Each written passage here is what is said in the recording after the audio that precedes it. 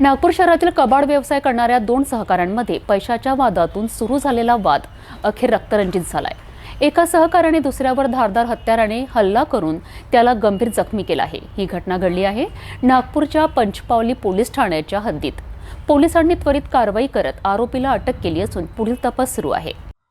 नागपूरच्या पाचपावली परिसरात कबाड गोळा करून विक्री करणाऱ्या 2 मित्रांमध्ये पैशांच्या व्यवहारातून वाद झाला। हा वाद इतका वाढला की संतापलेल्या प्रदीप मरसकोल्हेने आपल्या सहकार्यावर म्हणजेच घनश्याम साहूवर धारदार हत्याराने हल्ला केला। या हल्ल्यात घनश्याम गंभीर जखमी झाला असून त्याला जवळच्या रुग्णालयात दाखल करण्यात आले।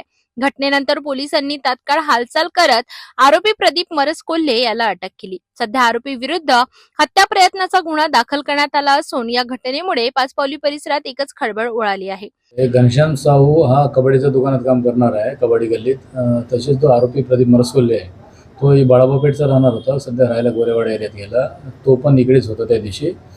कबड्डीच्या मालाचा वजन आणि त्याचे पैसे लेनदेनाच्या कारणावरून दोघे जण नशेत होते। त्यांनी त्याच्याजवळ असलेल्या भाजी कापण्याच्या चाकूने त्यांनी मारलेले आहे। ते त्याच वेळेला पेट्रोलिंगची पार्टी इम्रान नाना भोगीची पार्टीने मिळालेल्या खबरीनुसार तात्काळ त्याला हॉस्पिटलला भरती करण्यात आले आणि आरोपीला ताब्यात घेऊन आरोपीला अटक करण्यात आली। प्रदीप मरसकोल्हे हा आरोपीचं नाव आहे। घनश्याम साहू हा जखमी आहे।